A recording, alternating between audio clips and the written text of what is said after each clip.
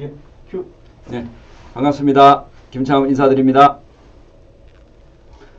네, 저자와 함께하는 인문학 강좌 시간을 별도로 만들어서 여러분과 함께 이 책에 대해서 나누고자 하는 특별한 시간을 가졌습니다.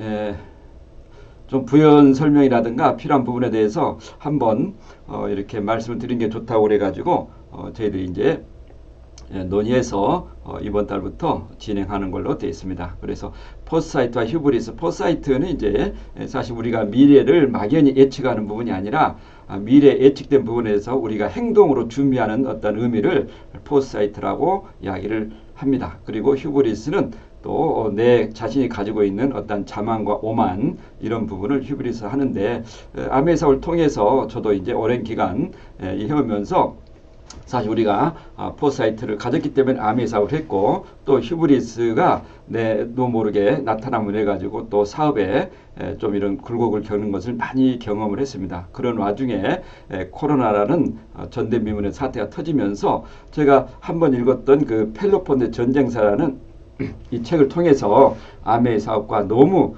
일치한 부분이 많이 해서 이런 어떤 부분을 가지고 이제 이 책을 쓰기로 그렇게 결심을 한 것 같아요. 그래서 절저지만은 또 어떤 제가 한 1년 반을 굉장히 정성 들여 썼네요. 그래서 이 부분에 대해서 한번 여러분과 함께 이런 시간을 나누고자 이런 어떤 부분을 하려 했습니다. 자, 한 사람이 꿈을 꾸는 꿈은 꿈꾸는 걸로 끝나지만 여럿이 함께 꿈을 꾸면 역사가 된다. 정말 우리가 누구나 꿈을 가지고 있지만 그 꿈을 많은 분들이 나눌 때는 어쩌면은 또 아메이 사업의 플랫폼이 만들어지고 그 플랫폼을 통해서 또 나의 역사가 이루어지는 어떤 그런 부분이 아닌가 생각이 됩니다.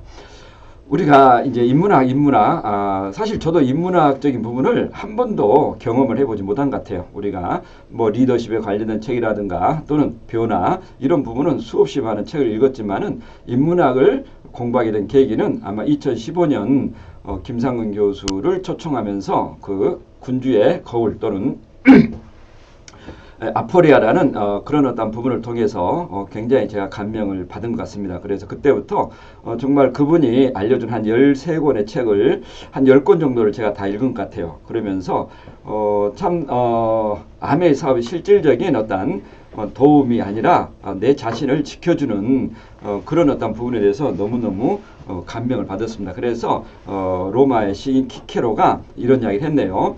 이런 인물들은 그러니까 역사적인 인물들은 탁월함, 비루스랍니다. 비루스 탁월함을 습득하고 훈련하기에 인문학의 도움을 받았습니다. 그죠? 그리고 어떤 이야기죠? 역사의 어떤 교훈을 통해서 나도 저렇게 되겠다 하는 그런 어떤 가장 중요한 철학이라든가 가치를 이 인문학을 통해서 깨달았다고 생각이 됩니다.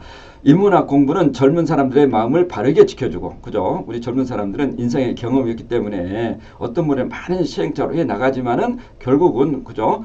이렇게 올바르게 산다는 게 쉬운 일이 아니죠. 그런 부분에 대해서 이제 인문학은 방향을, 중심을 잡아주는 어떤 그런 일을 한다는 의미겠죠. 나이 든 사람들의 마음을 행복하게 해줍니다. 그죠? 또 나이를 드신 분들은 인생의 경륜을 통해서 어쩌면은 그런 어떤 인문학적인 성찰들이 또 내 삶을 이렇게 풍요롭게 만들어주구나 이런 부분을 이야기하고 있지 않나 생각이 드네요.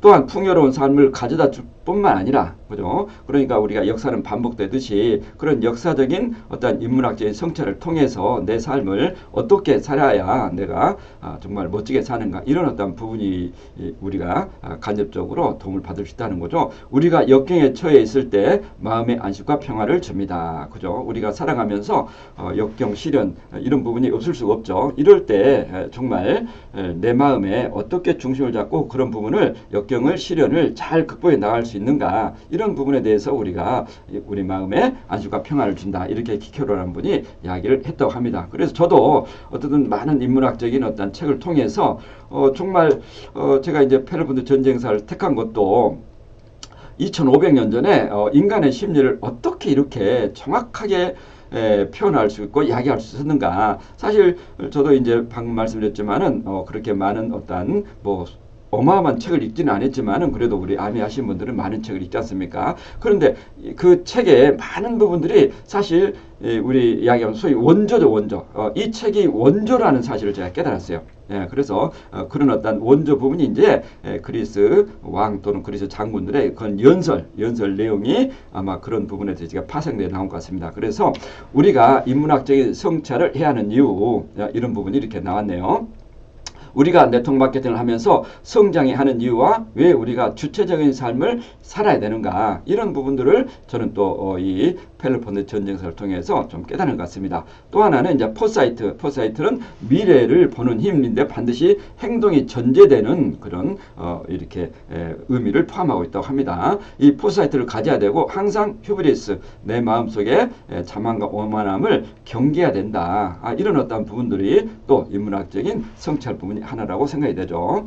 또 여기에 이제 호메로스의 일리아스에 나온 약이죠.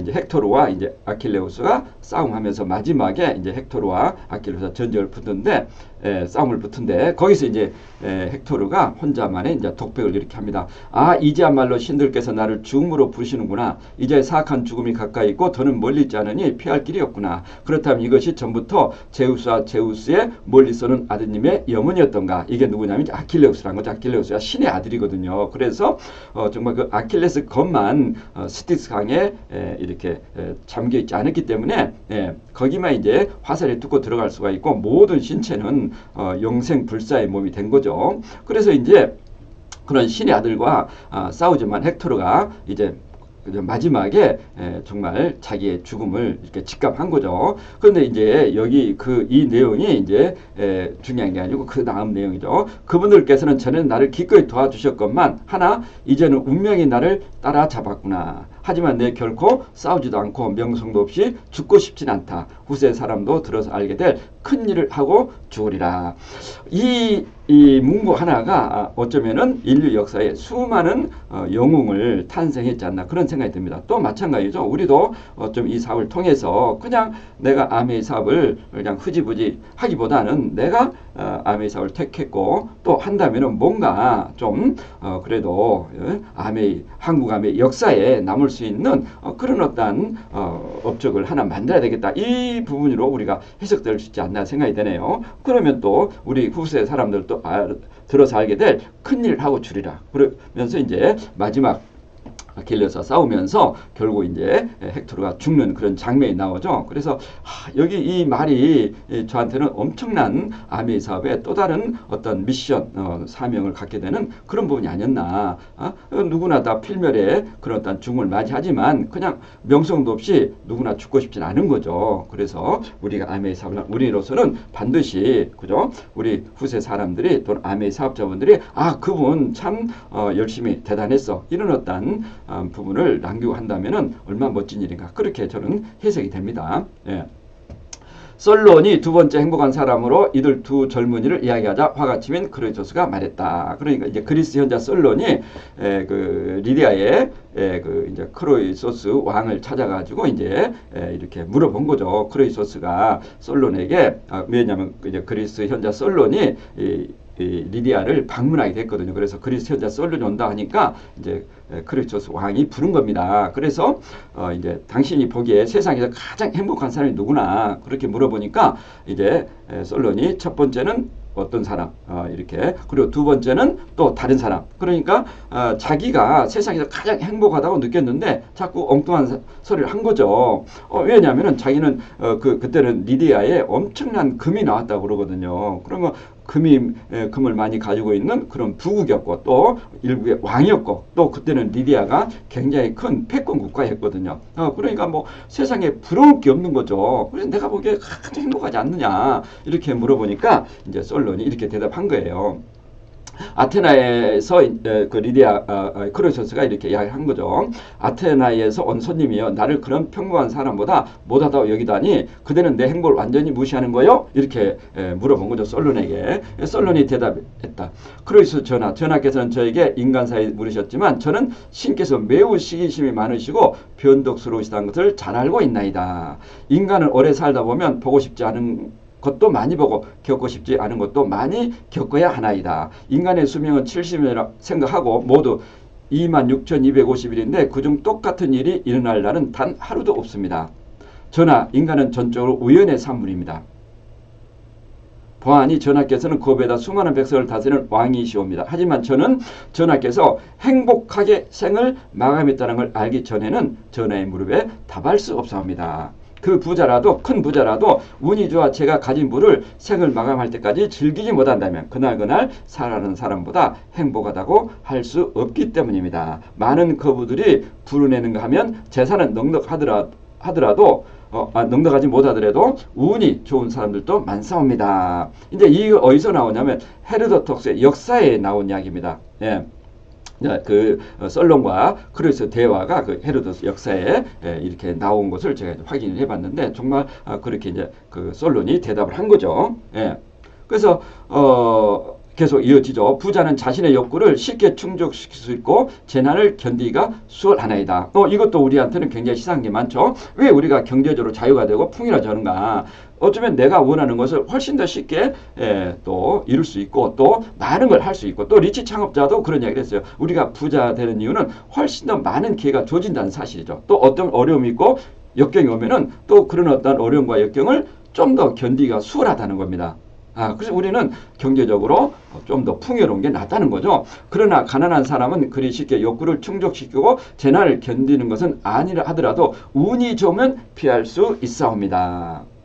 그는 또 몸이 온전하고 건강하고 시련을 당하지 않고 자식복이 있고 잘 생길 수도 있사옵니다. 게다가 그가 생을 훌륭하게 마감했다면 그런 사람이야말로 전하께서 찾고 계시는 사람, 곧 행복하다고 불릴 자격이 있는 사람이옵니다. 누가 죽기 전에는 그를 행복하다고 부르지 마시고 운이 좋았다고 하소서. 그러나 제가 말한 복을 가장 많이 타고나고 그것을 끝까지 누리다가 편안하게 죽은 사람이야말로 제가 보기에 행복한 사람이라고 불릴 자격이 있는 것 같나이다. 저는 무슨 일이든 그 결말이 어떻게 되는지 눈여겨보아야 합니다.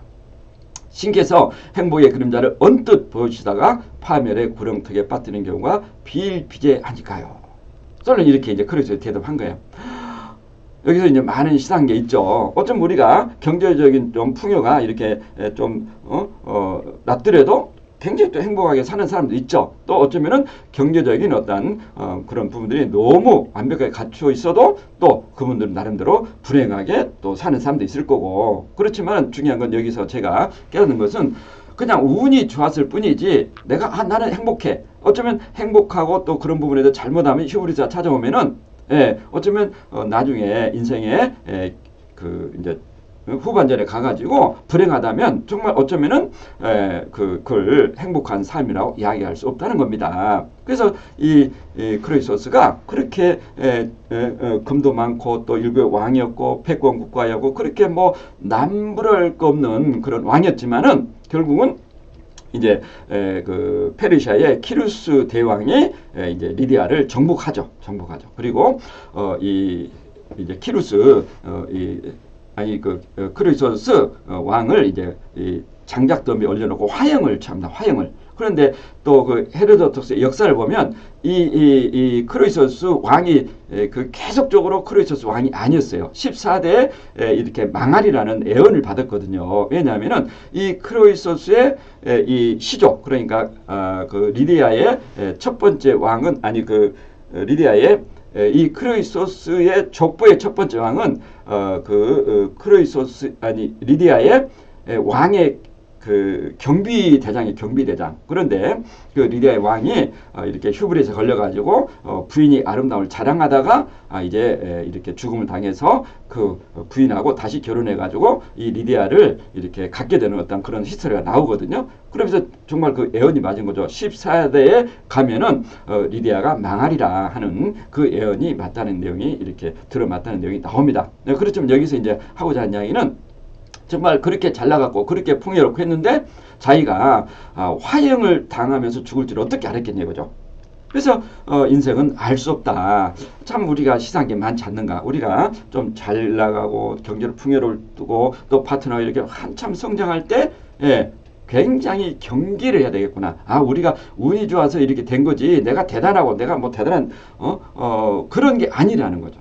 항상 겸손한 부분을 우리가 배워야 되지 않는가. 그렇지만 이제 자기가 그런 어떤 족보를 알고 있기 때문에 또 크로이서스가 이렇게 신께 재물을 많이 바쳤습니다.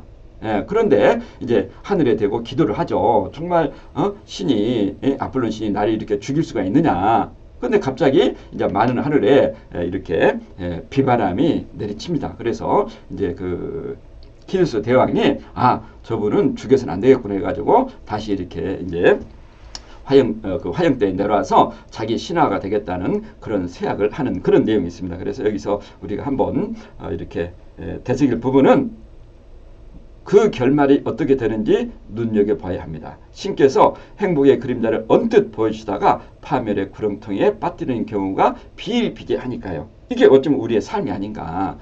암의 사업도 마찬가지로 세상 모든 게 좀 젊을 때 잘 나가고 뭐 풍요롭하지만 나중에 이렇게 결과가 안 좋은 분들이 너무너무 많잖아요. 그래서 우리가 항상 어쩌면 이런 인문학적인 성찰을 통해서 우리가 경계를 해야 되겠구나. 이런 어떤 생각이 들고 또 하나가 굉장히 이제 저한테도 또 이렇게 좀 교훈적인 부분이 그런 안나 카리나의 법칙, 그러니까 톨스토이가 이야기했는데 이제 안나 카리나 이 책을 통해서 행복한 가정은 모두가 엇비슷하나 불행한 가정은 제각각이다. 그래서 안나 카리나의 법칙이라고 이야기를 했더라고요.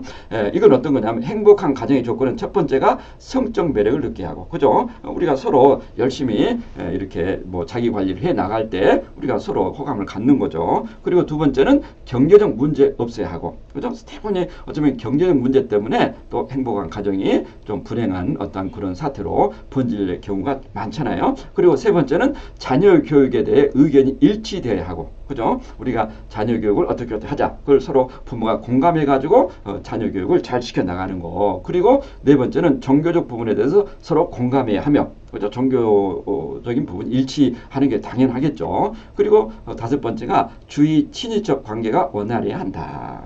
예. 자, 이 가운데 어느 하나라도 어긋나면 그 나머지 요소가 모두 성립된다 하더라도 그 행복은 실패할 가능성이 높다는 게 이 안나 카리나의 이 소설에 톨스토이가 이렇게 그 표현하고 싶었던 의미라고 저는 생각이 됩니다. 여기서 이제 우리가 잠깐 보면은 이제 안나와 뭐 주인공 이름이 갑자기 기억이 안 나요. 레빈 또는 뭐 브론스키 또는 뭐 이렇게 나오는데 좀 오래돼서 정확한 이름이 기억이 안 나네요. 어떤 그러니까 그 안나와 브론스키는 불륜 관계죠. 안나는 유부녀였고 브론스키는 잘생긴 청년이었고, 그렇지만은 두 분의 사랑은 결국은 파국으로 끝나거든요. 그 안나가 결국은 모스크바역에서 브론스키를 만났지만은 왜 결혼하고 많은 걸 이렇게 대가집을 하고 했지만은 끝없는 어떤 그 상대방에 대한 집착, 결국은 모스크바역에서 이렇게 달려오는 열차에 자살하는 그런 어떤 불우한 어떤 결말을 맞이하게 되는데, 그게 이제 톨스토이가 하고 싶은 이야기는 어떤 이야기죠? 정상적인 관계가 아닌 그런 어떤 부분은 오래 지속된다고 해서 성장하는 게 아니라 어쩌면은 잘못된 파국이 될 수 있다. 그리고 또 하나의 커플은 누구죠? 레빈과 또 한 분이 있는데, 그분은 이제 서로 이렇게 청춘 남녀가 처음에는 결혼할 때 굉장히 망설이지만 결국은 결혼해서 자녀가 크고 또 같이 행복한 가정을 꾸몄던 그런 내용을 이렇게 이 안나 카리나라는 책에서 이렇게 표현하고 싶은 톨스토이의 어쩌면 철학이 아니었나 그런 생각이 듭니다. 암의 사업을 하면서도 우리가 이런 부분은 좀 공감이 되는 것 같아요. 그죠? 서로 열심히 또 우리가 이렇게 자기 단련하고 탱고 하시고, 또 경제적, 우리가 사실 경제적 문제를 해결하기 위해서 우리가 암의 사업을 또 열심히 하잖아요. 그리고 자녀 교육은 굉장히 또 일치가 되는 부분이 있죠. 종교적인 부분도 마찬가지고, 이제 주의 친인척 이 부분도 우리가 어떻게 잘 극복하는 게 필요한 것 같아요. 중요하고. 그런데 어쨌든 이 다섯 가지 중에서 하나가 문제가 된다면은 그 행복은 유지하는 게 쉽지가 않다. 그렇게 제가 생각이 됩니다. 그래서 제가 이제 이 책의 어떤 근본적인 그 질문, 미래를 내다보고 행동하는 애찰, 그게 이제 포사이트와 나도 모르게 나타나는 오만함, 휴브리스를 경계한다면 우리는 훌륭한 리더가 되지 않을까 생각한다. 이 포사이트라는 책은 이제 그 MIT 교수가 쓴 포사이트 책이 있죠. 그리고 휴브리스는 이제 제가 이제 찾아낸 내용 중에 하나인데, 여기서 이제 인문학적인 어떤 근본적 세 가지 질문 해가지고 나는 누구인가? Who am I? 그죠? 누구 끝없이 우리가 이런 부분에 질문하죠. 도대체 내가 누구지? 내가 왜 아메를 하지? 예, 그런 어떤 부분에서 명확하게 나를 규정할 때 어떤 주위의 유혹에도 저는 흔들리지 않나 봅니다. 두 번째는 행복이란 무엇일까? 사실 우리가 이 사업을 하는 가장 근본적인 이유도 행복하게 사는 거 아니에요? 누구도 어떤 일도 불행하고자 하는 사람 아무도 없을 거예요. 예, 그렇지만 이렇게 쭉 저희들도 오랜 기간 동안 해오면은, 자, 행복이란 게 과연 처음부터 조질까? 아니라는 거죠. 우리가 나중에 제목에도 하나 나오지만 그런 내용이 나오죠. 그러니까 불행을 경험하지 않으면 행복의 진정한 가치를 모른다는 거죠. 예, 우리가 행복을 추구하기 위해서 나에게 지금 현재 불만족스럽고 좀 불편함을 지속적으로 개선하려고 하는 거 아닌가. 왜 행복을 추구하겠어? 그럼 내가 행복하다고 또 거기서 또 휴브리스에 걸리면은 또 그게 잘못되면 불행이 될 수 있다. 그래서 행복이라는 것은 저는 끝없이 어쩌면 죽는 순간까지 지속적으로 노력할 때 이 행복을 우리가 추구할 수 있다. 그렇다는 생각이 들기도 합니다. 세 번째는 이제 어떻게 살아야 될까? 그죠? 예, 뭐 한 번 주어진 내 삶에 대해서 어떻게 살까? 방금 말씀드렸잖아요. 그냥 내가 우리 잉여 인간처럼 그냥 이 지구상에 왔다가 소리 소문 없이 사라지는 먼지가 될 건가? 아니면은 방금 일리아스의 이제 그 헥토르처럼 내가 그냥 죽을 수 없다. 뭔가 내가 한번 뭔가를 남겨놓고 죽어야 되지 않는가. 이런 어떤 내 삶에 대한 근본적인 성찰, 이런 부분을 우리가 한번 생각할 수 있는 거죠. 자, 네트워크 마케팅은 나에게 무엇인가? 이런 부분을 근거로, 자, 나는 왜 이 사업을 하고 있지? 예, 왜 이 사업을 내가 하고 있는가? 과연 내가 어쩌면 이 사업을 통해서 그런 행복을 추구할 수 있는가? 이 사업을 통해서 나에게 주어진 사명은 무엇인가? 뭐 거룩한 어떤 사명, 이렇게도 생각할 수 있지만, 어쩌면 내 가정의 행복 또는 어떻게 살아가, 내가 올바르게 정말 정직하게 한평생을 살아야겠다. 그것도 어쩌면 또 내 주위의 파트너를 위해서 내가 최선을 다하겠다. 그것도 저는 사명이라고 보거든요. 그래서 이런 부분들이 이제 어쩌면 인문학적인 이런 성찰을 통해서 우리가 생각할 수 있지 않나 생각이 됩니다. 그래서 이 투키데스는 이제 장군이죠. 장군. 진짜 전쟁에 참여한 장군입니다. 그래서 정말 그 전장에서 수없는 그 그리스 병사들이 죽어가는 모습을 보면서 이제 아테네 그 도시로 오니까, 아테네 도시는 밖에 전장에서 그 많은 병사들이 죽은지를 모르고 있거든요. 그래서 남자들은 몸짱, 여자들은 얼굴 가꾸는데 온통 혈안이 돼 있더라는 거예요. 그래서 굉장히 또 충격을 받고 또 자기 이제 고향에 내려가서 정말 자기가 전장에 겪었던 그런 또 왕들의 또 장군들의 연설, 이 부분을 가지고 이제 펠로폰네소 전쟁사를 썼다고 합니다. 여기에 이제 그 쓴 이유가 나온 거죠. 여기에 제시된 증거에 따라 내가 기술한 대로 과거사를 판단한 사람은 실수하지 않을 것이다. 예. 어떤 이야기입니까? 그때도 똑같이 현재처럼 인간이 사는 것은 비슷하다는 거죠. 그런데 그때 왜 이런 펠로폰네소 전쟁이 일어났고 또 그런 잔혹한 사태가 벌어지고 또 어떤 분을 어떻게 슬프게 극복하고, 이런 부분을 우리가 이렇게 배우고 따라 한다면, 그 부분을 우리가 이렇게 고려한다면은 그런 어떤 같은 실수는 하지 않는다는 거죠. 우리는 가장 확실한 증거에 힘입어 고대사를 나름대로 충분히 규명했다고 주장해도 좋을 것이다. 어쨌든 사실을 바탕으로 썼다는 겁니다. 내가 기술한 역사에는 설화가 없어서 듣기에는 재미가 없을 것이다. 이것은 어떤 이야기냐면, 호메로스의 일리아스 오디세이는 신과 인간의 경계가 없거든요. 뭐 신이 나왔다, 인간이 나왔다. 그러니까 약간의 설화, 우리 뭐 박역거세, 뭐 당군 신화, 이건 약간의 설화 있잖아요. 그런데 이 펠로폰네소 전쟁사는 완전히 사실적인 이야기, 그리고 잘 모르는 것은 그냥 넘어갑니다. 과거사에 관해, 그리고 인간의 본성에 따라 언젠가는 비슷한 형태로 반복될 미래사에 관해 명확한 진실을 알고 싶어하는 사람은 내 역사 기술을 유용하게 여길 것이며 나는 그것으로 만족한다. 그래서 이 펠로폰네소 전쟁사의 어떤 내용들을 정말 후세 사람들이 많이 인용한 것을 제가 이렇게 종종 책에서 봅니다. 예.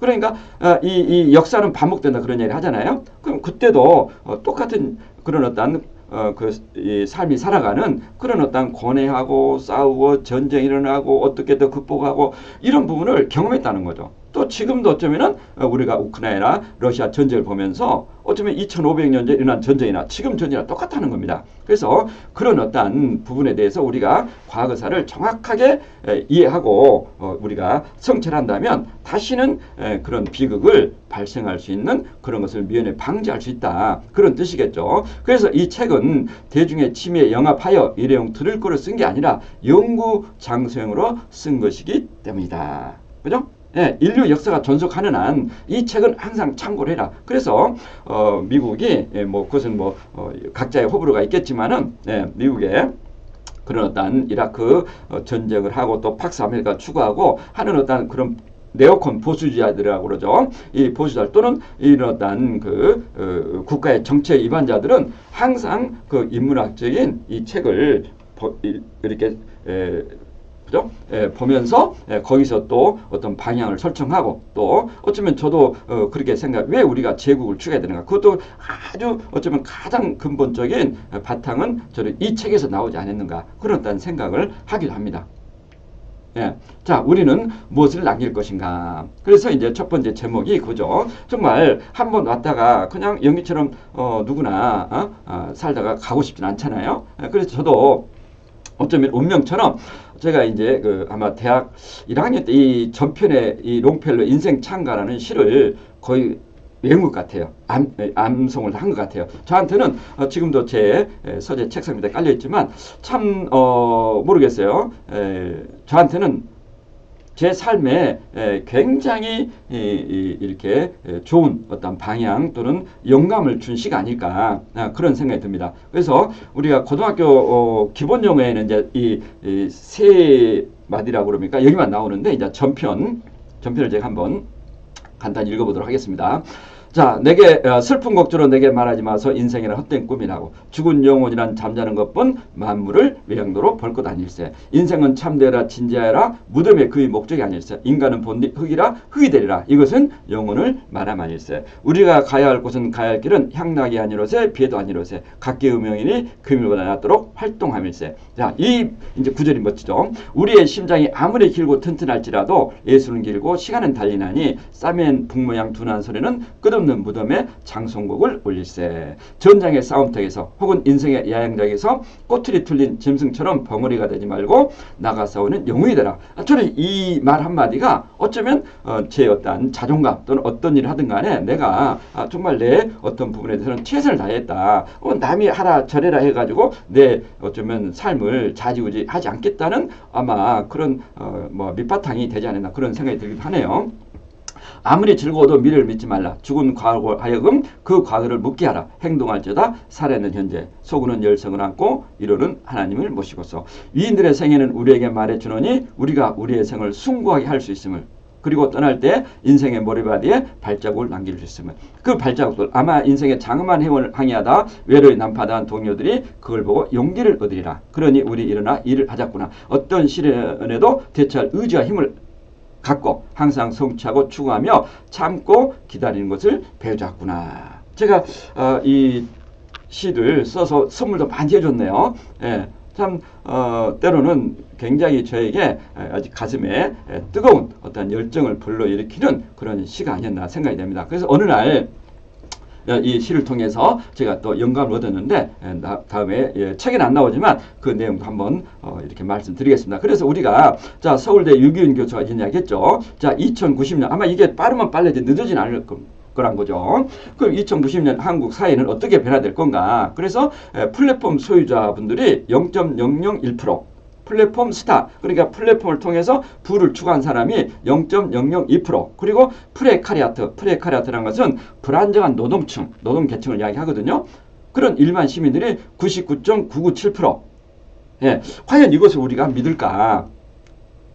그러니까 2090년에는 99.997%의 일반인이 단순 노동자나 아니면 마땅한 일자리가 없어 기본소득으로 살아가는 처지에 놓일 것이라고 분명히 서울공대 유기윤 교수가 국가에 낸 연구보고 자료입니다.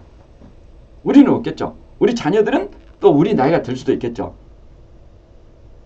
그런데 이것을 과연 우리가 얼마 정도 포사이트 미래가 이렇게 될 수 있어. 그리고 거기에 대한 준비를 하고 있는가.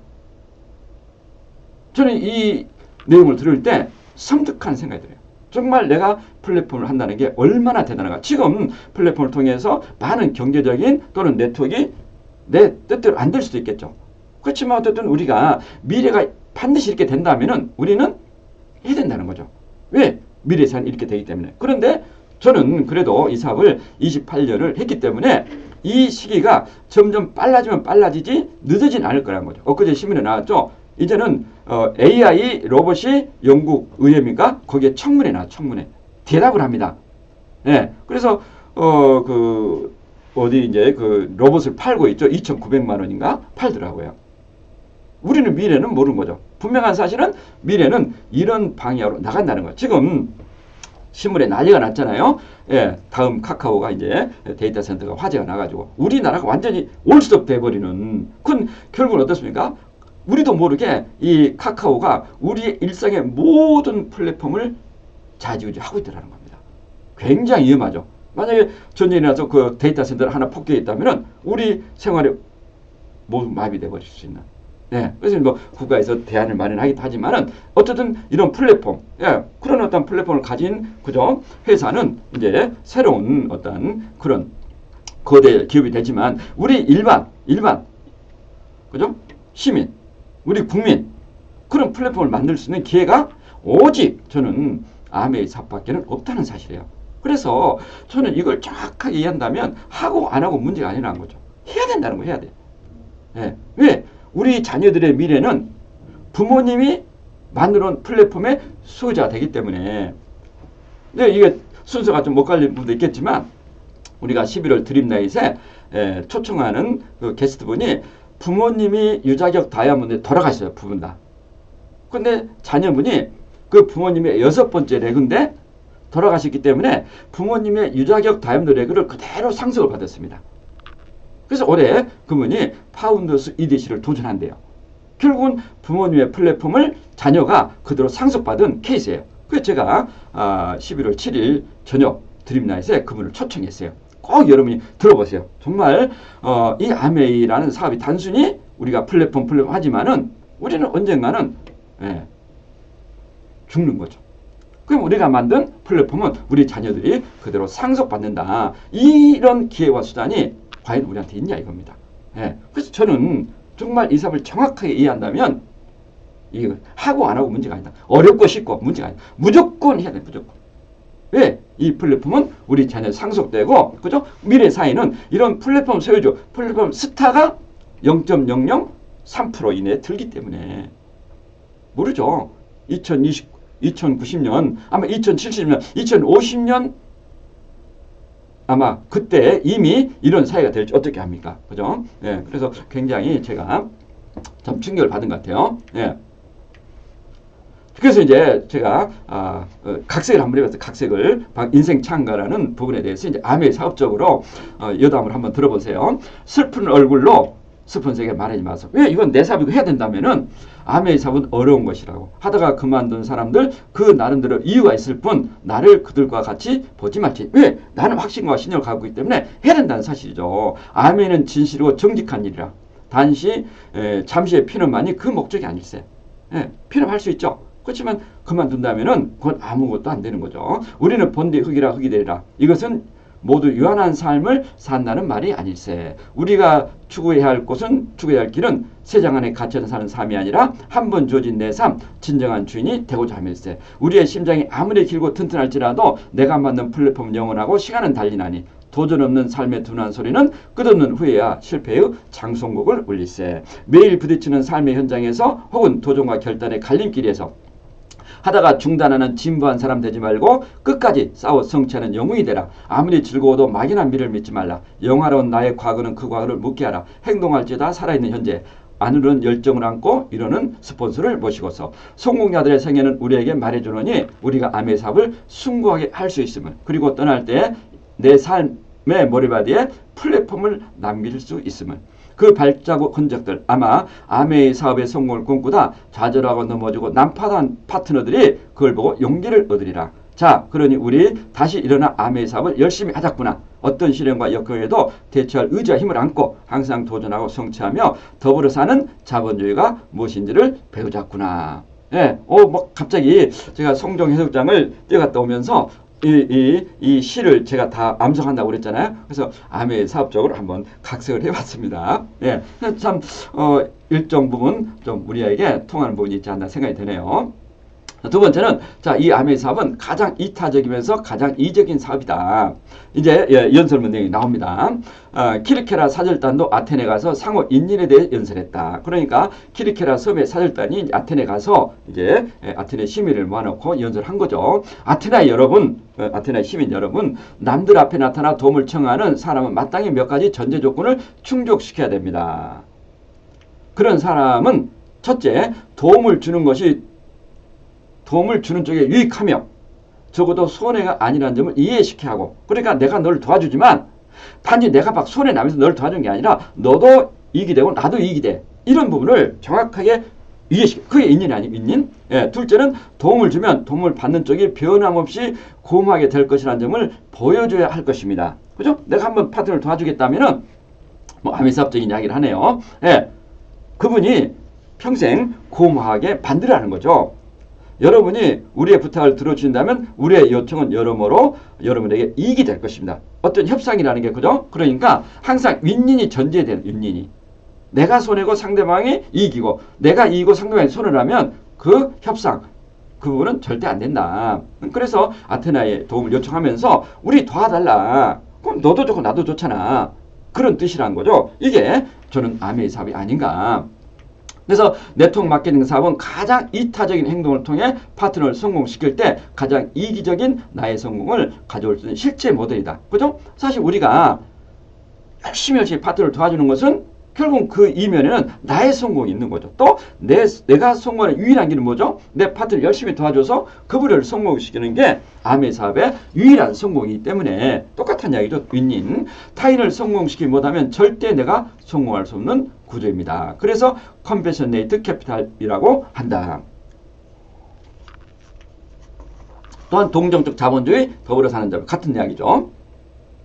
상호 인린 구조의 네트워크 마케팅 사업의 근간에는 컴패션의 본질이 깔려있다. 컴패션, 컴패시브, 함께 고통을 나눈다. 그런 뜻이거든요. 자, 어떻게 이제 저는 이거 이제 심해지는 책에서 제가 이렇게 이제 읽은 내용인데 참 우리가 컴패션 하지만은 그 컴패션의 유래를 이렇게 정확하게 설명한 책을 저는 거기에서 봤네요.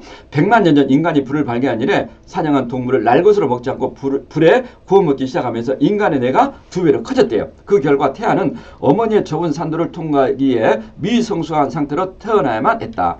대부분의 온열포유류는 태어나자마자 발을 땅에 디디고 홀로 일어서나 인간은 태어난 지 1년이 되어서 겨우 혼자 걷기 시작한다. 갓 태어난 아기는 누군가의 헌신적 보살핌 없이는 생존이 불가능하다는 사실을 무의식적으로 배운다. 그래서 인간의 본성에는 이타적 유전자가 깔려있다는 겁니다. 그러니까 어떤 이야기죠? 예, 저도 이제 시골에 자랐기 때문에 소가 새끼를 낳으면 바로 30분 후에 그죠? 엄마 젖을 물기 시작하고 송아지는 걸어다니기 시작하거든요. 그렇지만 인간은 고기를 이제 불에 구워 먹다 보니까 이 뇌의 특정 단백질이 엄청나게 이렇게 커졌다고 합니다. 그러니까 그 머리가 커지면 이제 어머니의 산도로 못 나오니까 이제 어쨌든 어머니의 산도로 나오기 위해서는 미리 이렇게 1년 먼저 이렇게 출산을 할 수밖에 없다는 거죠. 그런데 그 출산할 때 어떤 이야기죠? 애는 애대로 고통을 느끼고 엄마는 엄마대로 고통을 느끼고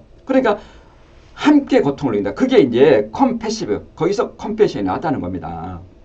그래서 우리 인간의 본성 자체는 이타적 유전자가 있다는 거예요.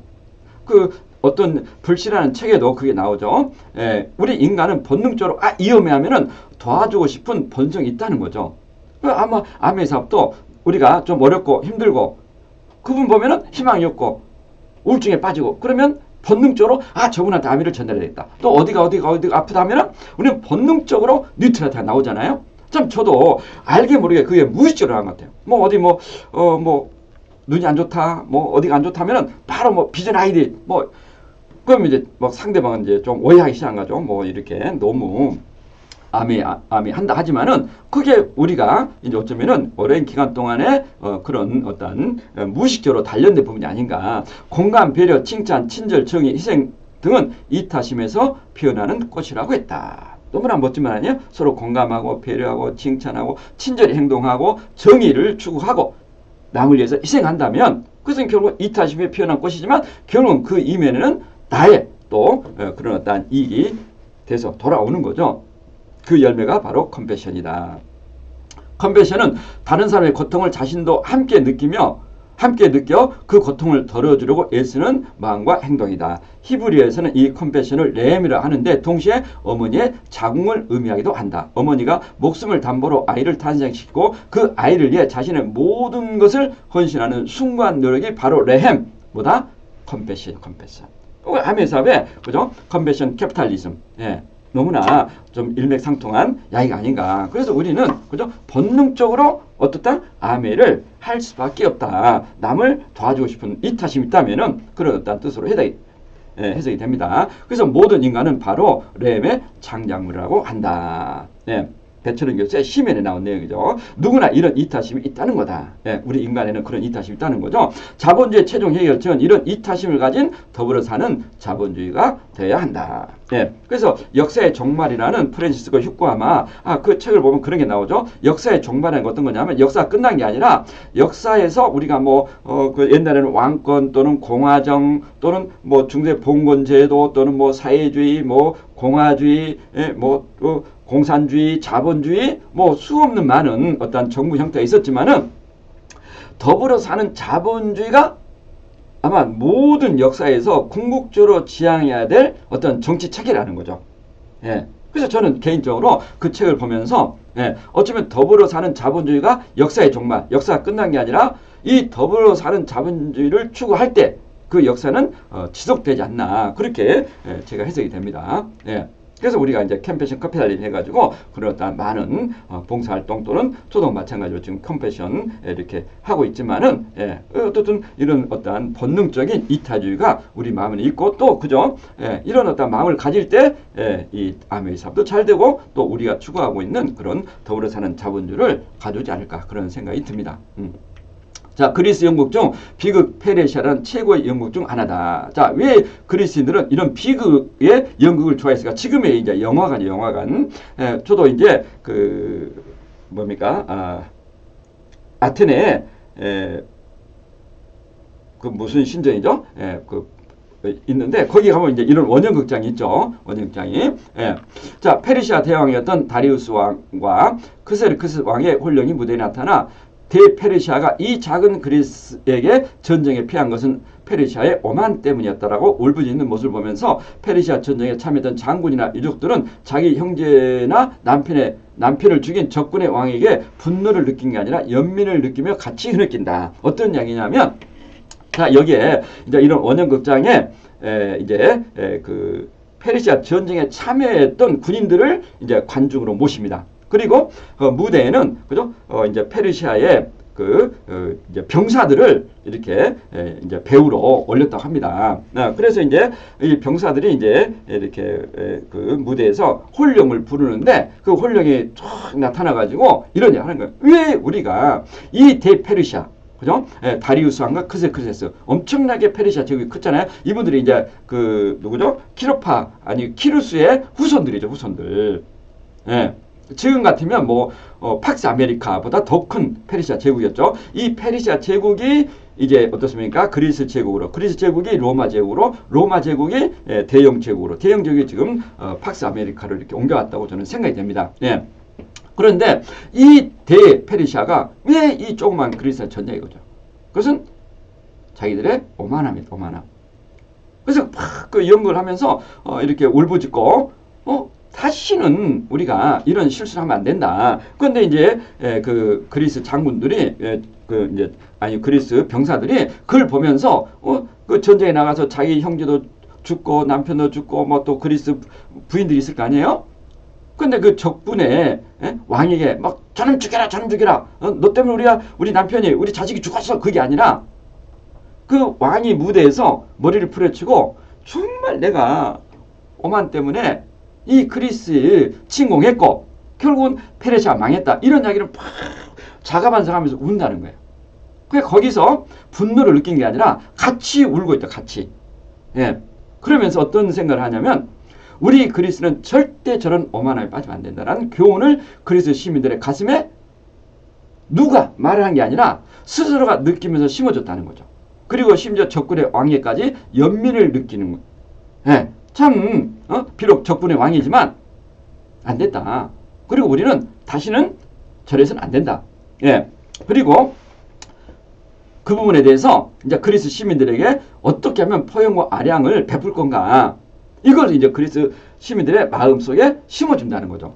거기서 이제 페리스킬러 장군이 그런 장면이 나옵니다. 이게 그리스다. 어떤 이야기예요? 우리 아테네 시민이 왜 대단한 것은 대단하냐면 적군의 왕위에까지 연민을 느끼고 또 그런 오만함을 가져서 안 된다는 것을 누가 이야기하기 전에 스스로 이런 비극을 통해서 느낀다는 거예요. 저는 여기서 어떤 걸 느끼냐면 우리가 아메리카의 리더십을 가면은 뭐 여러분이 다이아몬드 가지고 빈스 타시고 FC 가지고 퍼스 타시고 이런 얘기 한 번도 한 적이 없어요. 네. 스위트를 줘주고 리뮤 줘주고 한 번도 한 적이 없거든요. 그런데 어떻습니까? 같이 리더십 여행을 오면서 나도 에카노를 타고 왔지만 내가 다이아몬드 돼가지고 나도 빈스, 나도 FC, 나도 퍼스트 그리고 스위트룸, 리무진에 저런 대우를 받고 싶다는 걸 스스로 느껴요. 스스로. 그 리더십 여행이라는 게 어떤 거죠? 나의 그런 어떤 마음속에 있는 그런 리더십을 일깨워준다는 거죠. 그게 어쩌면 우리 인간의 본성에 있다는 겁니다. 누구나 그런 대우를 받고 싶잖아요. 예. 참 제가 이렇게 오랜 기간 리더십 여행을 가면서 스스로 느끼는 것 같아요. 그 저도 마찬가지죠.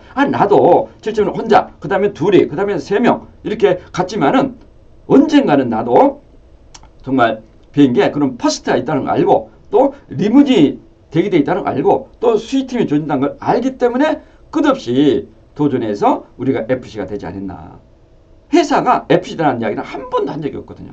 내 스스로 느끼는 거죠. 그게 그리스가 대단한 게 어떻습니까? 그런 빅을 보면서 이게 그리스야.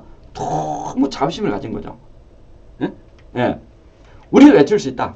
파트너의 성공을 위해서 헌신하고 파트너와 함께 온갖 역경을 극복하고 성취했을 때 스폰서는 외칠 수 있다. 뭐라고? 이게 암의 사업이다. 그죠? 우리가 원거리든 짧은 거리든 정말 파트너의 성공을 해서 열심히 도와주고 같이 어쩌면은 그런 역경을 이겨냈을 때 그분이 늪이 되고 성취했을 때 너무 멋지지 않나요? 예. 우리도 외칠 수 있는 거죠. 이게 암의 사업이야. 이것을 경험하지 않고 겉으로 느끼기에는 절대로 이 내용을 이해할 수 없는 거죠. 그런데 역설적으로 이렇게 잘 나가던 그리스가 왜 내전인 펠로폰네 전쟁이 일어났냐 이겁니다. 여기서 또 굉장히 저는 배운 게 많거든요. 30년 후에 다시 내전인 펠로폰 전쟁이 일어났거든요. 예. 그래서 그런 부분은 이제 추후에 말씀드리려 하고 그래서 우리는 항상 이런 오만함을 경계해야 된다. 그런 뜻이죠. 누구에게도 자신의 꿈을 뺏기지 말라. 코린토 시민들에게 이렇게 말했다. 누가 자유를 빼앗겼다면 그것은 자유를 빼앗는 자보다는 그렇지 못하게 막을 힘이 있으면서도 수수방관하는 자의 탓입니다. 가느는 친구가 실수할 때 하는 것이고 저기는 나쁜 짓을 저지른 적에 품는 것이기 때문입니다. 이게 어떤 의미냐면 내가 자유를 뺏기고 어쩌면 내 굴종적인 삶을 사는 것은 그런 힘이 있으면서도 어쩌면 되겠지. 나중에 시간이 되면 어떻게 해결되겠지. 수수방관하는 자의 탓이라는 거예요. 우리가 주위에 많이 암해석을 전달하잖아요. 그렇지만 그분들은 많이 이야기하죠. 너나 해. 어떻게 미리 어떻게 안 되겠어? 그런데 시간이 쭉 흘러보니까 안 되기는 뭐가 어떻게 안 되면 계속 안 되는 거죠. 그래서 우리가 그죠? 예, 힘이 있을 때 자유를 지킬 어떤 기회가 주어졌을 때 그걸 내가 해야지. 그냥 수수방관하다 보면은 그 기회와 그런 수단을 놓친다면은 그게 어쩌면 굉장히 내 삶에 어쩌면 후회스러운 일이 될 수 있다. 로버트 리 프로스트의 가지 않는 길이라는 시를 되새겨보자. 예, 우리 고등학교 때 이 시를 배웠죠. 단풍 든 숲속에 두 갈래 길이 있었습니다. 몸이 하나니 두 갈래 길을 가지 못하는 걸 안타까워하며 한참을 서서 낮은 숲을 꺾여 내려가는 한쪽 길을 멀리 끝까지 바라다 보았습니다. 그리고 다른 길을 택했습니다. 똑같이 아름답고 아마도 걸어야 될 길이라고 생각했지요. 풀이 무성하고 발길을 부른 듯 했으니까요. 그 길을 걷다 보면 지나간 자체가 두 길을 거의 같도록 하겠지만요. 그날 아침 두 길은 똑같이 놓여 있었고 낙엽 위로는 아무런 발자국도 없었습니다. 길이란 이어져 있어 계속 가야만 한다는 것을 알기에 다시 돌아올 수 없을 거라 여기면서요. 오랜 세월이 지난 후 어디선가 나는 한숨 지으며 이야기할 것입니다. 숲속에 두 갈래 길이 있었고 나는 사람들이 적게 간 길을 택했다고, 그리고 그것이 내 모든 것을 바꿔 놓았다고. 여기서 이제 우리는 어떻게 배웠죠? 많은 사람이 가는 길보다는 가지 않는 길을 택해라. 이렇게 저도 아마 이렇게 배웠던 것 같아요. 그런데 최근에 이 시의 내용이 그게 아니라는 사실. 여기서 어떤 이야기가 나오죠? 길을 걷다 보면 지나간 자체가 두 길을 거의 같도록 하겠지만요. 그러니까 어떤 이야기냐면 길은 만난다는 거죠. 만난다는 거. 길이란 이어져 있어 계속 가야만 한다는 알기에 다시 돌아없을 거라 여기면서, 이건 어떤 이야기죠? 우리 인생에는 왕복차선이 없다는 겁니다. 일방만 있을 뿐이지. 그리고 나는 사람들이 적게 간 길을 택했다고, 그리고 그것이 내 모든 걸 바꿔놨다고 한다는 게 남이 가지 않은 길을 가라, 그런 뜻으로 우리가 해석을 받았는데 그게 아니라는 거죠. 이 시의 진정한 의미는 자기가 선택한 길에 대한 우월감이라고 한다. 나는 많은 사람이 가든 적은 사람이 가든 내가 선택한 길에 최선을 다했어. 왜? 그 길은 돌아올 수 없기 때문에. 내가 택한 삶에 대해서, 내가 선택한 길에 대해서 나는 믿음을 가졌고, 누가 뭐라든 인생의 종착역 갔기 때문에 나는 내가 선택한 길에 최선을 다했는데 그게 어쩌면 내 인생의 성공의 길이었다는 사실이에요. 저는 굉장히 공감이 됩니다. 아메 사업도 우리가 많은 사람이 하고 많은 적은 사람이 하고 그 차원이 아니라는 거죠. 아메 사업을 안 할 수도 있고 할 수도 있는 거죠. 그렇지만 아메 사업이든 다른 일이든 어쨌든 내가 선택한 삶에 왕복차선이 없듯이 평생을 걸고 열심히 최선을 다해서 가다 보면은 아메에서도 성공할 수 있고 다른 일에서 성공할 수 있다. 왜? 내가 그 길에 최선을 다했기 때문에. 이 우월감은 뭐죠? 내가 하늘을 부끄러워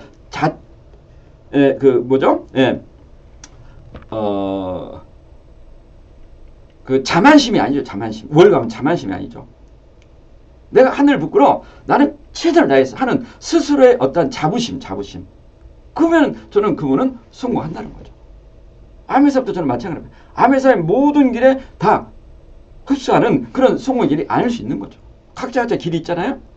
그것은 본인의 선택이지만 내가 선택한 그 길에 대해서 정말 하늘에 한 점 부끄럼 없이 나는 최선을 다했다. 그게 인생의 성공이다 하는 그런 의미를 내포하고 있다. 이렇게 이제 해석을 해놨더라고요. 굉장히 공감이 됩니다. 은퇴는 인간이 발명한 가장 고귀한 발명품이다. 남의 손에 내 운명을 맡길 수 없다는 거죠. 우리는 누구나 은퇴를 하죠. 내가 선택한 길에 대해서 그게 잘 되고 못 되고, 어떻든 직장이라는 것은 내가 선택한 길도 되겠지만 내가 선택하지 않고 나올 수 있는 길이기 때문에 어쩌면 나중에는 내 운명을 남의 손에 맡길 수 있다는 거죠.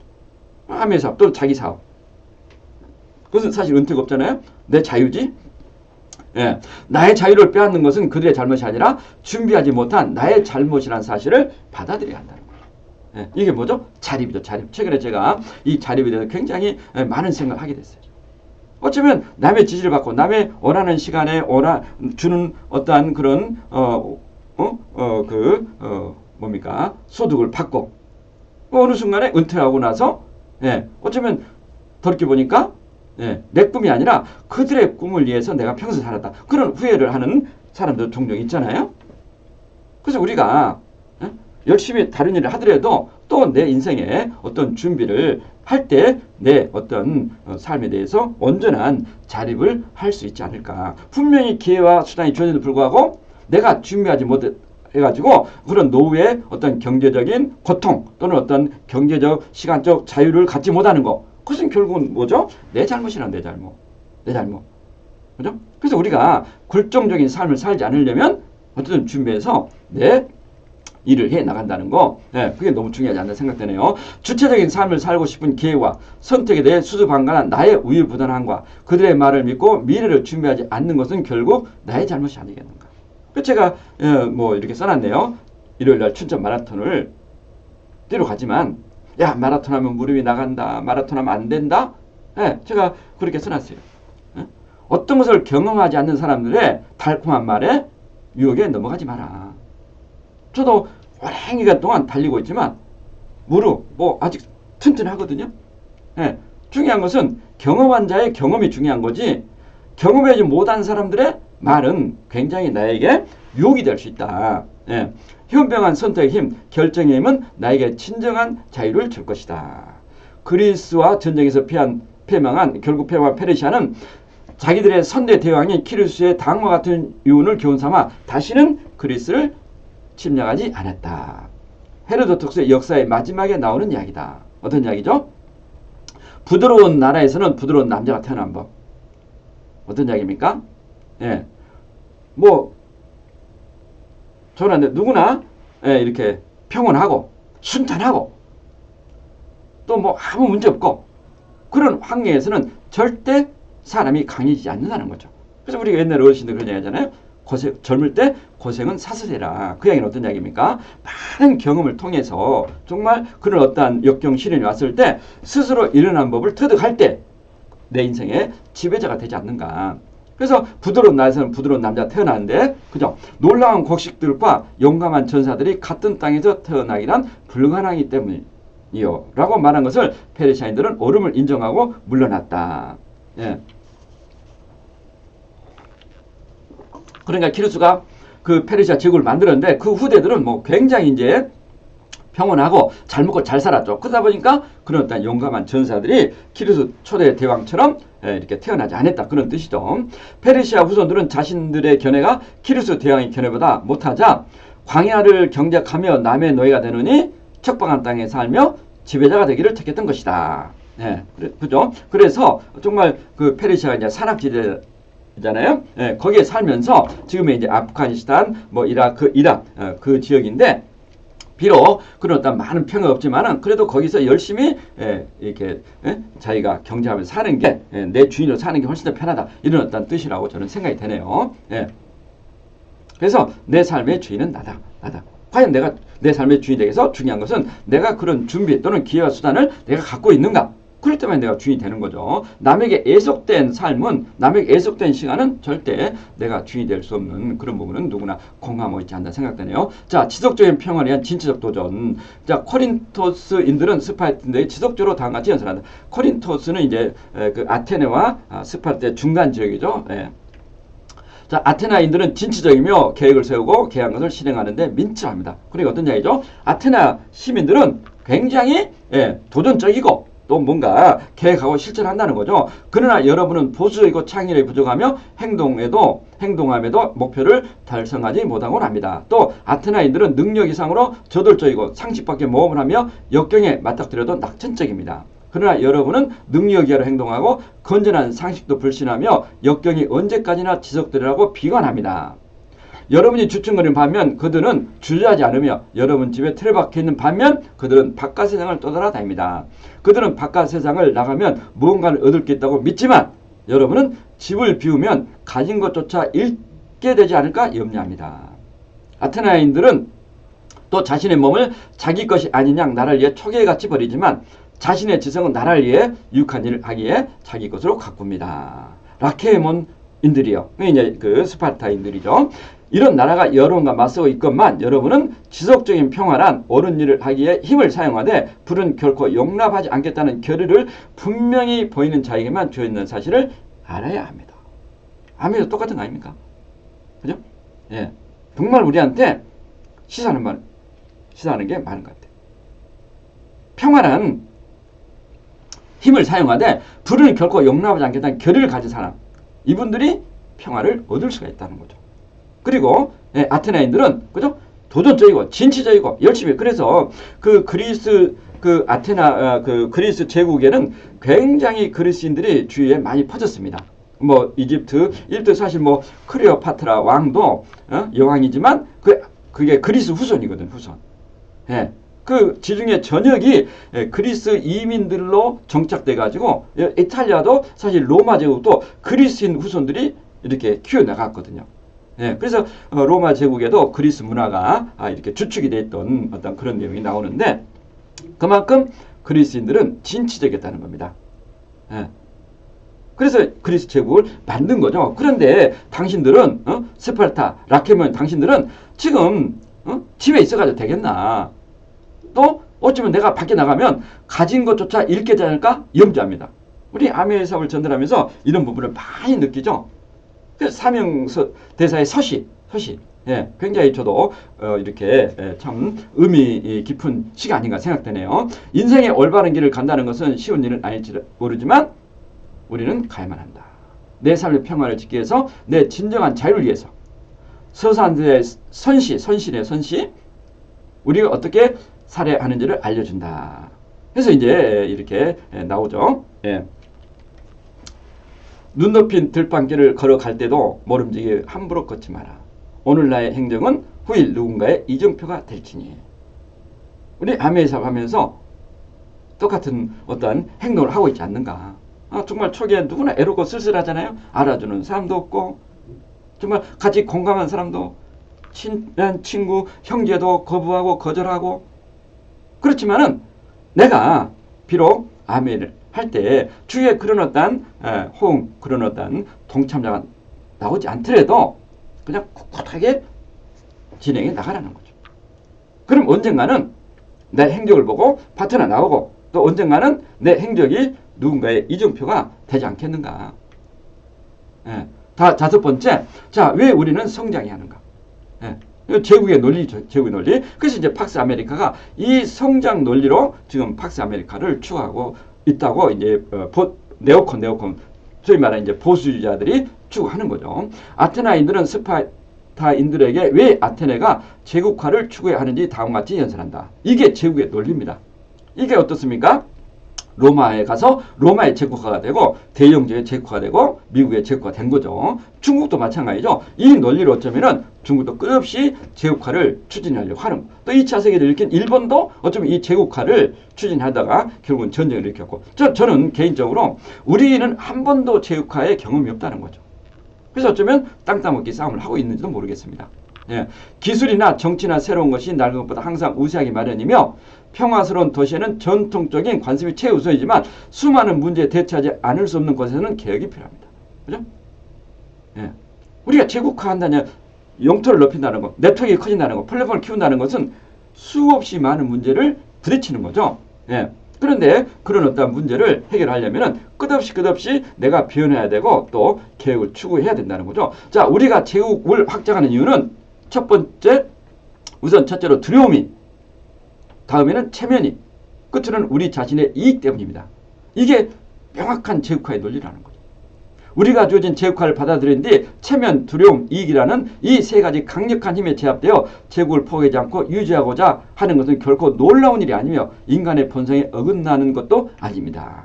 우리가 처음 시작한 것도 아니며 약자가 강자에게 종속되어야 한다는 것은 만고불변의 법칙입니다. 힘으로 재산을 늘릴 기회가 주어진데도 정의의 논리 때문에 이익을 포기한 사람 일찍이 아무도 없었습니다. 지금도 똑같아요. 2500년 전에 이 그리스가 제국화의 논리를 제국화를 추구할 때 이 논리로 이 지중해 패권을 잡았다는 겁니다. 첫 번째 두려움. 왜? 외부의 어떤 침략을 제국이 될 수 막을 수가 있잖아요. 두 번째 체면. 우리 어쨌든 내 살면서 내 어떤 그런 자존감, 자부심 중요하죠. 그리고 이런 제국화가 될 때는 개인한테 경제에 대해 있던 여러 가지 이익이 온다는 거죠. 예. 그리고 이 제국화를 유지하는 것은 인간의 본성이라는 거죠. 누구나 사업을 하면 누구나 키우고 싶잖아요. 그죠? 예. 또 우리가 처음 시작한 것도 아니면 이거 어떤 이야기냐면 페르시아가 제국화를 추진했잖아요. 그러다 그리스하고 전쟁에서 멸망을 했고 그래서 우리가 처음이 아니라 옛날에 페르시아를 보니까 너무나 그런 어떤 두려움, 체면, 이익이 도움이 되더라. 그래서 우리도 그리스도 한번 제국화를 추진하려고 한다. 그리고 힘이 없으면은 힘 있는 자에게 종속돼야 한다. 그것은 만고불변의 진리다. 이런 이야기를 2500년 전에 했다는 겁니다. 이 논리로 현대도 많은 학자들이 이렇게 합리화를 시켜 나가는 거죠. 자, 그래서 저도 개인적으로 왜 우리가 나의 네트워크를 성장시켜야 되는가? 첫 번째 두려움, 어떤 두려움이죠? 경제적 두려움, 시간의 두려움, 외로움. 예. 우리가 나이를 먹고 시간이 갈수록 이런 경제적 시간의 두려움은 더 커지잖아요. 그럼 내 네트워크가 크면 클수록 이 두려움은 낮아지겠죠. 두 번째 체면, 나의 자존감, 나의 인정감 보상, 자아실현. 예. 왜 아메에서 여행 갈 때 그죠? 에코노미, 비즈클래스, 퍼스 나눠줬을까? 왜 스위트를 주고 왜 리무진을 줬을까? 근데 결국은 내 체면인 거죠. 예, 저도 FC가 그런 이야기를 많이 합니다. 인생의 성공이다. 정말 FC 여행을 가면서 많은 걸 느껴요. 정말 그죠? 내가 열심히 해서 이런 대우를 받는 게 너무 자랑스럽기도 하고 또 뿌듯하기도 하고 예, 또 다시는 이런 어쩌면은 내 인정과 보상을 놓치고 싶지 않기도 하고 또 내가 원하는 걸 이룰 수 있고 이게 내 체면이라는 거죠. 세 번째는 이익. 파트너를 성공시키면 나에게 더 큰 보너스, 더 큰 이익이 오는 거죠. 이런 경제적 이익, 상호 윈윈, helping people live their life. 내 파트너를 도와주면 도와주고 성공시킬수록 나한테는 이익이 된다는 거죠. 똑같은 논리라고 봐요. 저는. 여러분도 저도 마찬가지고 왜 우리가 네트워크를 확장해야 되는가? 똑같은 이유입니다. 두려움, 시간, 경제적, 시간적 두려움이 사라지고 체면. 예, 여러분이 왜 FCA가 돼야 되는가? 여러분 정말 멋진 여러분의 자부심, 자신에 대해서 자존감 올라간다는 겁니다. 이익, 핀이 올라갈수록 보너스가 많이 주는 거죠. 그래서 그런 이야기를 하죠. 많은 분들이 최고의 재테크는 핀업이다. 핀업. 예, 너무 명확한 이야기입니다. 어쨌든 아메에서 하면 핀업만 하면은 보너스는 조지기 때문에 자 성장이면 도대체 그럼 뭔가 단순히 경제적인 어떤 보너스 아니라는 거죠. 예, 성장을 할수록 세상을 더 아름답게 하는 힘이라는 거예요. 이게 어쩌면 정의의 실현, 나중에 나오겠지만 정의라는 그냥 추상적인 개념이 아니라 예? 우리가 성장하고 남을 도와줄수록 저는 개인적으로 정의를 더 실현하는 길이 아닌가. 두 번째는 성장은 우리에게 큰 기쁨과 행복을 준다. 그죠? 어떤 기쁨과 행복이죠? 내가 남을 많이 도와줬다는 거죠. 내가 남을 많이 성공시켰다는 거죠. 제가 어제 장례식을 갔다 왔는데 참 제가 사람은 한 번 주어진 삶을 어떻게 살아야 되는가를 명확하게 깨달았어요. 네. 대통령 좋아도 하고 국회의장 좋아도 하고 자 성장 또는 인정과 보상은 다른 사람에게 내가 그만큼 영향력을 줬다는 거죠. 네. 팩토리의 독배가 똑같지 않나요? 그냥 한 번 주어진 삶 연기처럼 보내고 싶지 않다. 내가 뭔가 의미 있는 일을 하고 죽으리라. 그래 여러분이 성장하고 파트너가 네트워크가 커지고 파트너가 성공하면은 더 크고 더 행복한 날. 예. 또 거기에 이면에 나와 내 가족의 삶도 변화되는 거죠. 예. 그렇지 않나요? 성장의 기쁨은 행복 이상이다. 파트너의 삶의 변화. 방금 말씀했잖아요. 파트너를 열심히 도와줘서 그분이 성장할 때 가장 큰 우리는 행복이 아닌가. 예. 그럼 성장에 위해서는 뭐 해야 되는가? 첫 번째 몰입과 집중을 하는 거죠. 드리븐이라 드리븐. 예, 열심히 한다에 넘어선 의미래요. 완전한 몰입. 내 감성과 이성의 융합. 예, 목표를 세우고 매일매일 내가 열정을 갖고 몰입한다면 우리는 성장한다는 겁니다. 간절한 소망을 가지면은 몰입하게 돼 있다는 거죠. 진정한 소통, 스피릿. 어떤 이야기죠? 눈빛 교감의 힘. 하나님이 흙으로 빚은 인간에게 입김을 불어넣으니까 숨을 쉬듯이 사실 이건 소통이죠. 소통. 예. 저도 이제 덕과 스티브 오셔가지고 FC 미팅 하면서 그런 일 했어요. 이 사업이 회사, 제품, 보너스 플랜 완벽하다. 그렇지만 가장 힘들고 어려운 것은 커뮤니케이션, 소통이다. 소통. 예. 이 소통을 어떻게 하느냐 파트너들과. 그게 결국은 아메 사업의 성패가 달리는 것 같다. 인간이 이승에서 얻을 수 있는 최고의 행복은 사람들과의 융합과 일치다. 그래서 아바타의 4.1로 너의 심장을 아바타의 그 나른 용이잖아요. 그 심장의 박동소리를 너의 심장의 박동소리와 일치시킬 때 그 용과 그 주인공이 같이 용의 등을 타고 날아갈 수 있다는 거죠. 예. 저도 완벽하지 않죠. 부정이 많고. 그렇지만 파트너 한 분 한 분에 대해서 정말 눈빛 교감의 그런 어떤 영혼을 경험할 수 있는 그런 눈빛으로 소통할 때 결국은 성장한다는 거예요. 쉽지는 않죠. 그렇지만 이걸 할 때만이 우리는 성장해야 된다는 사실을 받아들여야 된다는 거죠. 예. 세 번째, 죽음의 기억. 유한한 삶에 대한 소중함을 인식하는 거. 언젠가는 우리는 죽는 거죠. 예. 그래서 어떤 분이 그러냐 하더라고요. 남을 위해서 죽어갈 때 가장 영광스러운 삶이 된대요. 참 어느 순간에 그게 굉장히 이렇게 공감이 되는 것 같아요. 그제 우리 다음날 이렇게 간담회하면서 막 이제 치매에 대한 이야기가 많이 나왔는데 사실 인간이 가장 서글픈 것은 치매에 걸리는 거. 그죠? 예. 우리는 어떤 그런 비극은 피해야 되지 않겠는가. 네 번째가 디테일함. 악마는 디테일이 있다. 마무리 능력, 치밀함. 예. 저도 디테일은 참 부족한 부분이 많은데 어쨌든 이런 부분들이 내 성장을 막는다는 거예요. 그래서 하겠다면 하고 마무리 능력 이런 부분들이 어쩌면 내 성장을 가져오는 길이라고 합니다. 예. 그래서 군자는 치밀하지 않으면 유능한 신하를 잃고 신하는 치밀하지 않으면 목숨을 잃는다. 예. 너무 멋진 말이죠. 그죠? 예. 그래서 리더는 치밀하지 않으면 유능한 신하를 잃고 파트너가 치밀하지 않으면 목숨을 잃는다. 어떤 이야기입니까? 그죠? 예. 내가 진짜 한번 하겠고 또 스폰서가 약속했고 또 한번 열심히 해보겠다면은 끝까지 최선을 다하는 거. 그게 우리가 같이 성장하는 길이 아닌가 그런 생각이 드네요. 그래서 이제 방금 이렇게 나온 내용 중에 하나가 이제 이제 외로움, 그죠? 그러니까 두려움, 아메에서 먼저 친구 부자라고 그러잖아요. 그런 외로움이 어떤 의미인지를 이렇게 시사하는 영화입니다. 영화. 1959년 뉴욕 작은 체외 여인이 피를 토하듯 노래합니다.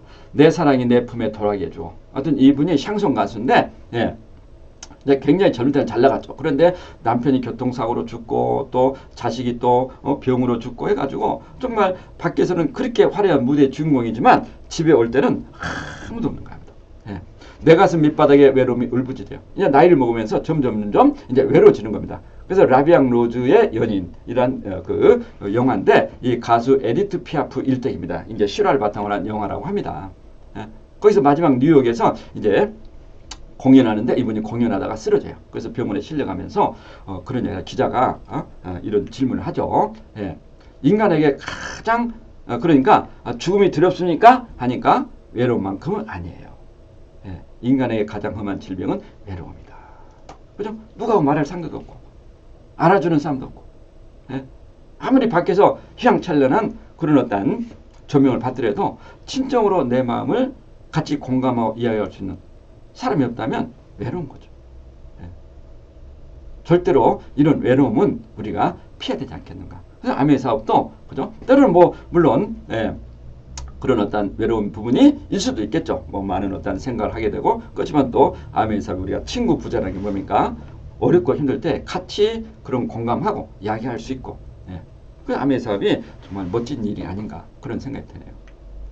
그래서 진정한 소통이라는 것은 그죠? 스피릿, 생기, 바람, 기운을 상대방에 넣어주는 거. 우리 스폰서 파트를 만나가지고 정말 그죠? 거기서 용기를 얻고 생기를 가지고 다시 해보겠다는 결정을 하고 이게 진정한 소통이라는 거죠. 누구나 인간은 완벽할 수 없는 거죠. 서로가 이해하고 공감하고 배려해서 격려하고 칭찬하면서 다시 해보자. 안 되면 또 해보면 되는 거죠. 그게 그냥 말이 아니라 진정으로 눈빛 교감의 힘, 마음을 소통할 때 저는 기적 같은 일들이 일어나지 않겠는가.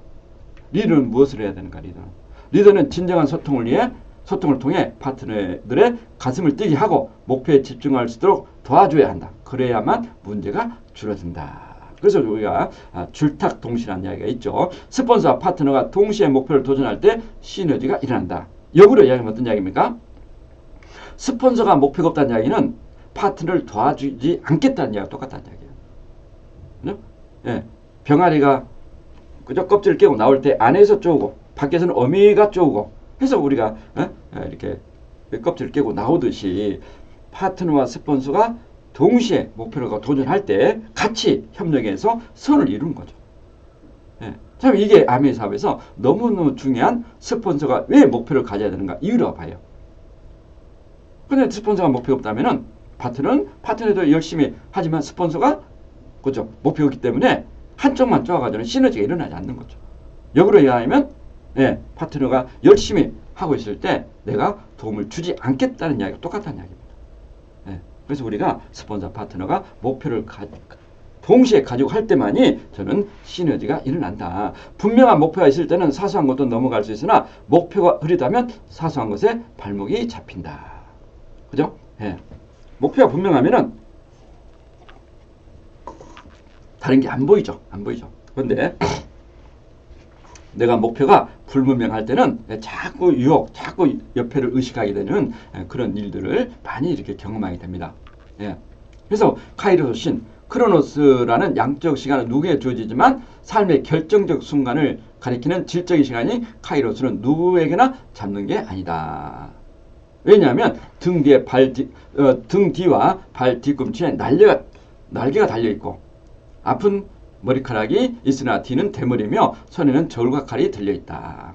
이것이 기회다. 기회가 될 수 있다는 직감적인 판단으로 칼과 같은 빠른 결단을 하는 사람만이 기회를 잡을 수 있다라는 뜻을 내포하고 있다. 우리가 카이로스 신이라는 것을 많이 알고 있잖아요. 그런데 이 카이로스 신을 보면은 우리가 날개만 있다는 걸 많이 알고 있는데 중요한 손에 뭐가 있다? 예, 저울과 칼이 달릴 칼이. 어떤 이야기죠? 딱 판단해서 칼과 같은 빠른 결단을 한 사람만이 기회를 잡을 수 있다. 그런 뜻이라는 거죠. 그래서 사실 어쩌면은 그런 이야기 하죠. 직감이 논리보다 훨씬 더 앞선다. 아, 이건 기회가 되겠네. 그게 훨씬 더 앞선다는 거예요. 제가 옛날에 테이프 제목에 그런 내용이 한 번 있네요. 여자의 직감을 믿어라. 김메리도의 직감을 믿는 게 참 저한테는 이렇게 행운이 아니었나 그런 생각을 하게 됩니다. 두 번째는 이제 카산드라 컴플렉스. 누구에게 어떤 위협적인 상황을 예측한 것에 대해서 주민들이 그걸 무시하고 모른 척하는 현상으로 부정적 정보를 피하고 싶은 인간의 심리를 말한다. 그러나 그것은 반드시 현실이 된다는 그리스 신화다. 이 카산드라는 누구냐면은 트로이의 프리아모스의 딸이죠. 공주죠. 공주. 그런데 이 카산드라가 16살 때 이제 아폴로 신전에서 하룻밤을 이렇게 자고 나오다 보니까 미래를 보는 예지력을. 예. 그래서 이제 이렇게 미래에 이제 트로이가 이렇게 될 거다.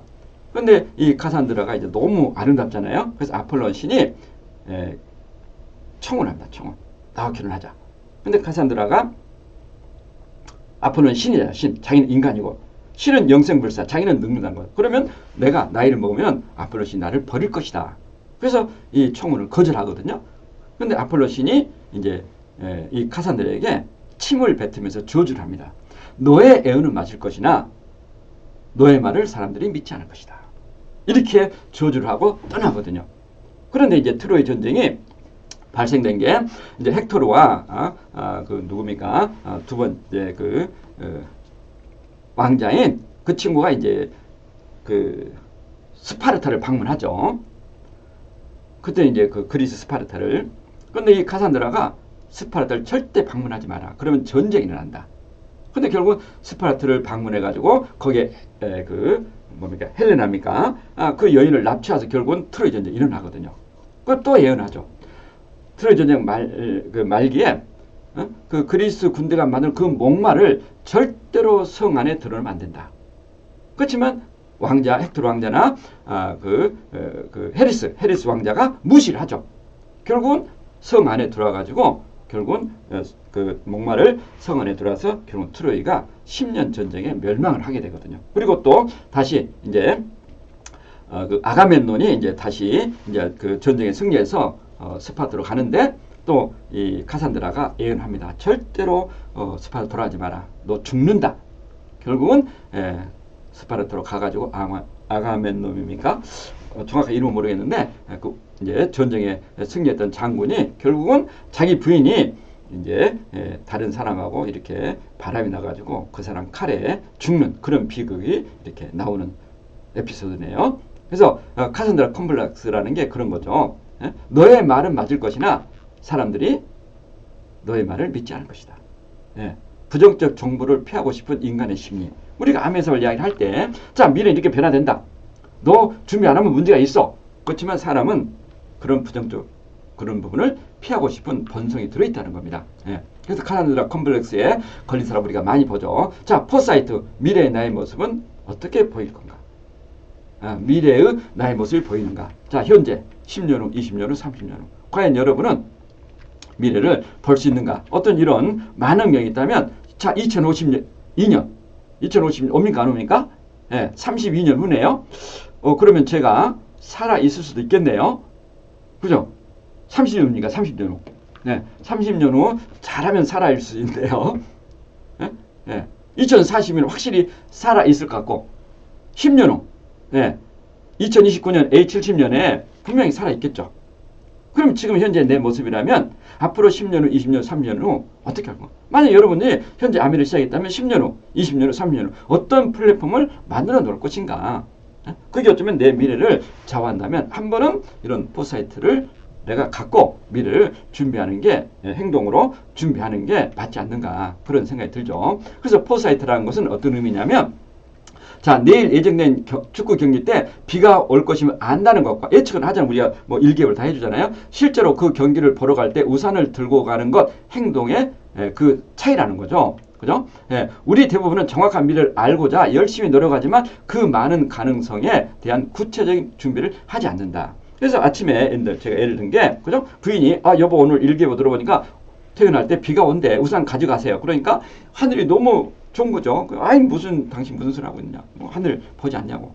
근데 퇴근할 때 보니까 비를 쫄딱 맞고 오더라는 거죠. 그게 이제 포사이트라는 겁니다. 그래서 우리가 단순히 예측은 다 하죠. 예측은. 뭐 미래 예측 못한 사람 누가 있겠습니까? 그렇지만 실제 행동을 통해서 그걸 준비하는 것은 전혀 다른 차원이라는 거죠. 그래서 우리가 포사이트, 단순히 미래를 보는 차원이 아니라 그 미래를 본다면, 내가 구체적인 준비를 하는 게 포사이트의 의미입니다. 그래서 서기 79년 폼페이 베스비우스 화산이 폭발했잖아요. 우리 이제 다이아몬드 분들 가보셨지만, 자, 화산이 폭발하기 전 많은 전조 현상이 일어났으나 자연재해는 신의 분노라 생각하며 당시 철학자 세네카도 사람들을 안심시키려고 그 자리에 있으라고 했다. 화산이 폭발하면 빨리 피해야 될 거 아니에요. 근데 좀만 기도하고 좀만 있으면 돼. 근데 그런 분들은 전부 다 화산재에 묻혀버린 거죠. 수없는 역사에 이런 카산드라 컴플렉스가 많이 나오죠. 그죠? 우리가 자, 이런 삶을 원한다면 우리도 어쩌면 여러분도 평범한 삶, 그렇지만 희망 있는 삶, 이런 굿라이프로 5년, 10년에 바뀔 수도 있고, 또 그레인 라이프, 시간적 경제적 자유, 정말 우리가 파운드에서 다이아몬드 정도 되면 이런 그레인 라이프가 되는 거 아니에요? 예. 또 5년, 10년 후에 내가 그레인 라이프 된다면 얼마나 멋진 일입니까? 그게 또 그냥 한번 하는 게 아니라 그게 상속되고 영원히 된다면 그 플랫폼이 이 부분이 또 2030년, 2040년에 이런 시간적 경제적 자유가 주어진다. 그제 이제 우리 그 내셔널 컨벤션을 보셨잖아요. 70대에 더블 다이아몬드 대신 리더님들 정말 멋지지 않나요? 70에 더블이 됐어요. 더블이. 그분들 1년 소득이 얼마입니까? 몇 억 되거든요. 수억 되거든요. 그런 어떤 그레인 라이프가 가능하다는 거죠. 그리고 마지막으로는 의미 있는 삶, meaningless life.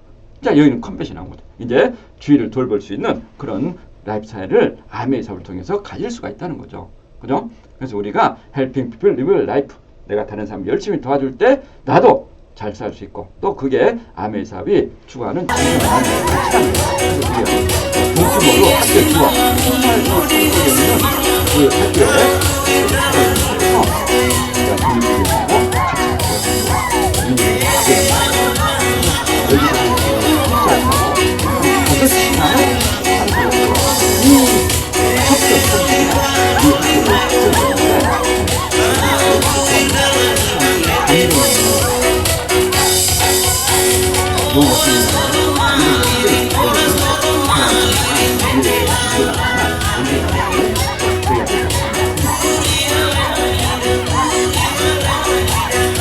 우리가 교육하고